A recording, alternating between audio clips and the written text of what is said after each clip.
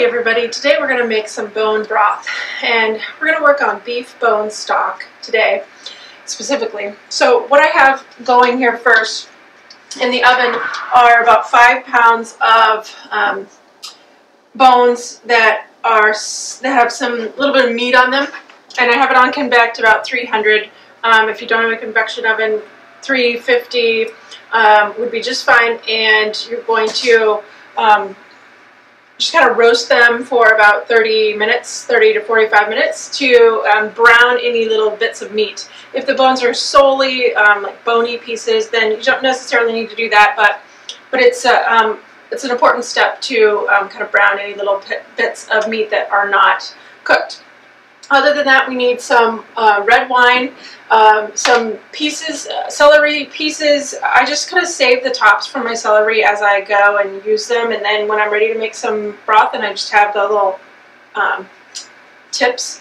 If you don't have some of these things, it's okay. If you maybe don't have some carrots or something, then try to just make your stock anyway. It'll be okay without it, but it's going to have better flavor and better nutrient quality if you do have it. So other than the celery, just a few sticks of celery is plenty. A few carrots. I have about a pound of carrots, and then 1 onion. 2 might be better, but 1 onion's okay. Like I said too, you need some sort of acid. I like to use red wine for beef, and then white wine or just vinegar for chicken. So I just have about a cup, and that's going to be more than enough to go in our stock. You need a huge pot.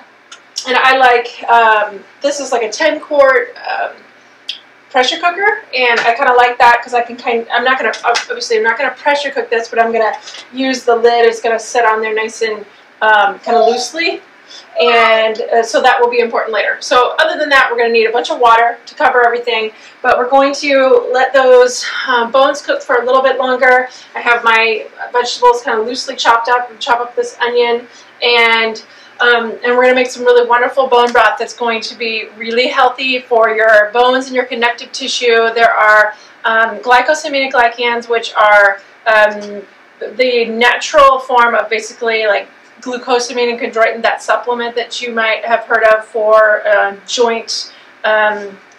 just for joint integrity and joint health.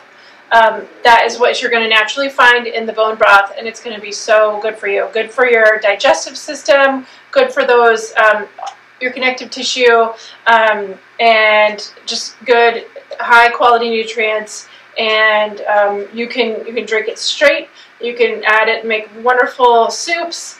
There's just endless possibilities of what you can do with your own homemade bone broth, and it's going to be so much better than bouillon cubes, which are just flavor, and salt, there's really no nutrition in little bouillon.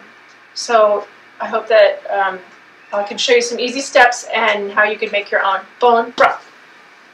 Okay, so our bones have been roasting for about 30 minutes, and now I'm going to take and add, I've already added a little bit of water, and I'm going to throw my bones in the pot and also add the vegetables. So you can find bones like this. You can order them online to find a dealer, a farmer that has grass-fed bones or grass-fed animals. Or I actually just went straight to our a butcher to find these. So there's lots of different ideas. You can find them at your local grocery store, but sometimes you might not be as able to find the best quality. Grass-fed is going to be the best. Organic's not necessarily as big of a deal, but grass-fed really tends to have higher, just higher quality. So throwing in those vegetables, and then we're also going to add that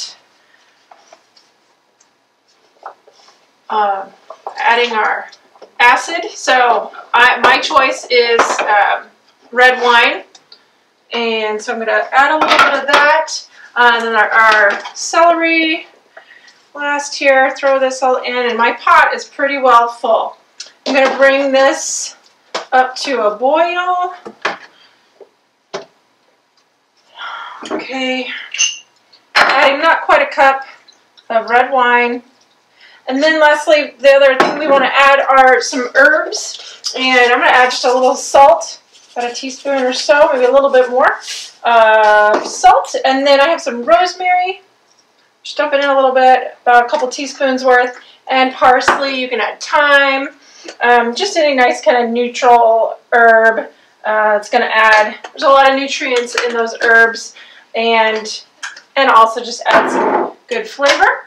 So I'm going to just try to stir this in a little bit, but my pot's pretty full. Again, this is about a 10-quart sauce, or not saucepan, pressure cooker. So you can use any kind of saucepan. You can reduce the size if you want to maybe start out with something a little more manageable. Then try, you know, just a few pounds of bones and use a smaller pan. And again, we're going to get this boiling and then reduce it to a simmer. I'm going to let the lid sit on here, but I'm not going to lock it down tight. And so that'll be important. We'll want to have the lid tipped off just a little bit, which can kind of leave a mess because the condensation will kind of drip down. It can drip down your oven, your stove. So just be mindful of that. And so get it up to a boil, but then turn it down to a simmer, and we will let this cook for at least 12 hours,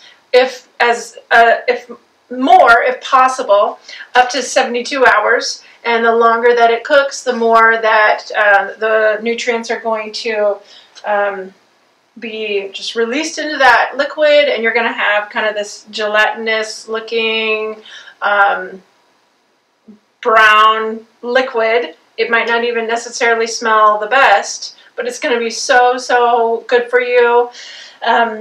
Remember too that the marrow inside, if you have some pretty big bones, that marrow can be used for other things, so save that. You can also, after like 2 or 3 hours, go in, and if you have any kind of larger chunks of meat, go and retrieve those, and you could use those or eat those and consume them separately.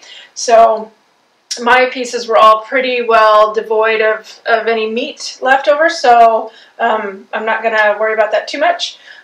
You'll also, lastly, you'll have kind of a layer of fat that will form, and you don't really need to remove that. Those are good fats, and going to add good flavor to whatever you're adding your stock to, or whatever you're adding to your stock.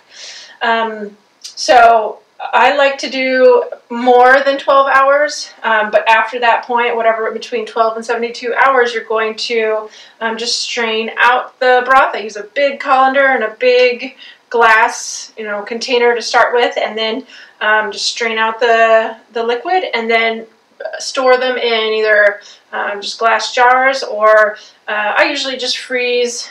This will make like 3 liters worth approximately, and I would kind of store it in about that size of container, let it cool, and just put it in the freezer, and then have enough for a soup or whatever that I want to add it to, and then that's a good way to store it.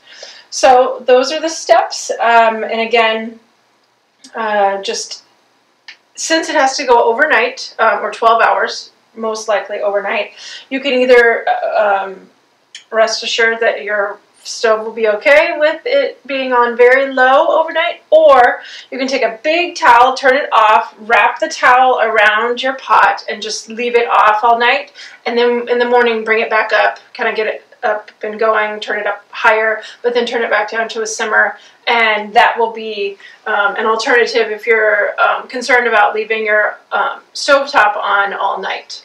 But otherwise, you're going to be leaving that stovetop on for quite a while. The last alternative that I want to give you is you can do this in the crock pot, and that might be another easy way, a little less maintenance maybe, and pretty much follow the same steps, but just leave it in your crock pot and leave it on low, and follow those same steps. So enjoy making your own bone broth and the health that it will bring to you and your family.